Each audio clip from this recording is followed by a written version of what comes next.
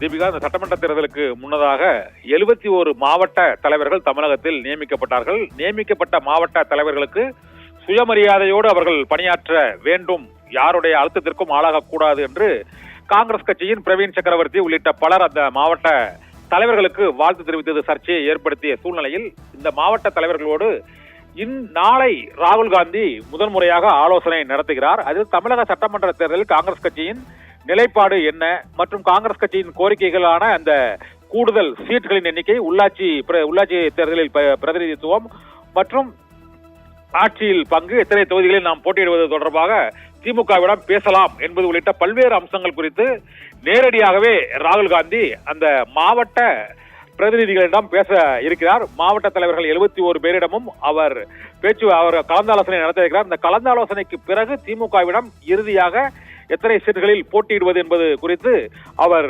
திட்டவட்டமாக தெரிவிக்கக்கூடும் என்றும் அதன் பின்னரே திமுக சார்பில் தொகுதி பங்கீடு பேச்சுவார்த்தை குழு அமைக்கப்பட்டு இந்த பேச்சுவார்த்தையை அதிகாரப்பூர்வமாக தொடங்குவார்கள் என்றும் எதிர்பார்க்கப்படுகிறது. திமுக காங்கிரஸ் இடையே ஏற்பட்டுள்ள அந்த கூட்டணி இழுபறியானது ராகுல் காந்தியின் மாவட்ட தலைவர்கள் பிரச்சனைக்கு பிறகாவது முடிவுக்கு வருமா அல்லது காங்கிரஸ் கூட்டணியில் நீடிக்குமா, வெளியேறுமா என்பது குறித்தும் ராகுல் காந்தி நடத்தக்கூடிய இந்த ஆலோசனை மிகுந்த முக்கியத்துவம் வாய்ந்ததாக கருதப்படுகிறது.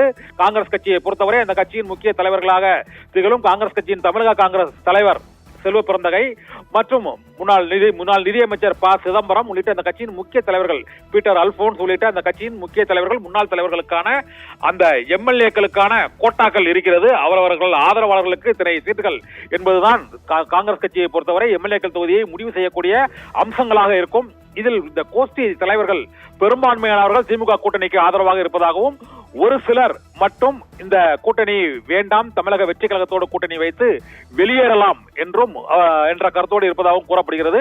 இருந்த போதிலும் மூத்த தலைவர்களான செல்வ பிறந்தகை, ப சிதம்பரம், பீட்டர் அல்போன்ஸ் மற்றும் தங்கபாலு உள்ளிட்ட பல தலைவர்களுமே இப்போது திமுக கூட்டணியில் இணைவதற்கு தான் அவர்கள் ஆதரவாக இருப்பதால் இவர்களுக்கான அந்த தொகுதிகளின் எண்ணிக்கை, இவருடைய ஆதரவாளர்கள் என்னென்ன ராகுல் காந்தியிடம் கூறப்போகிறார்கள் என்ற எதிர்பார்ப்பும் இப்போது எழுந்திருக்கிறது. இதனால் தமிழக தேர்தல் கள நிலவரத்தை காங்கிரஸ் கட்சி மாவட்ட தலைவர்கள் மூலமாக ராகுல் காந்தி நேரடியாக அண்மை கால தேர்தல் வரலாற்றில் முதன்முறையாக மாவட்ட தலைவர்களோடு கட்சியின் தேசிய தலைமை பேசுவது இதுதான் முதல் முறையாக இருக்கிறது.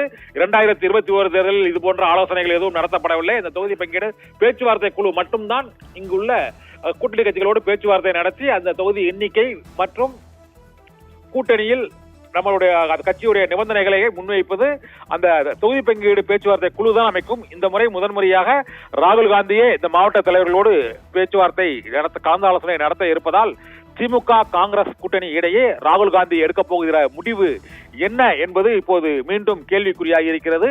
தேர்தல் நெருங்க உள்ள சூழ்நிலையில் திமுக கூட்டணியை இறுதி செய்வதற்கான கடைசி கூட்டமாக இந்த மாவட்ட காங்கிரஸ் தலைவர்களோடான ராகுல் காந்தியின் கூட்டம் இருக்கும் என எதிர்பார்க்கப்படுகிறது. இந்த மாவட்ட தலைவர்களிடமும் பல்வேறு கோஷ்டிகள் இருக்கின்றன.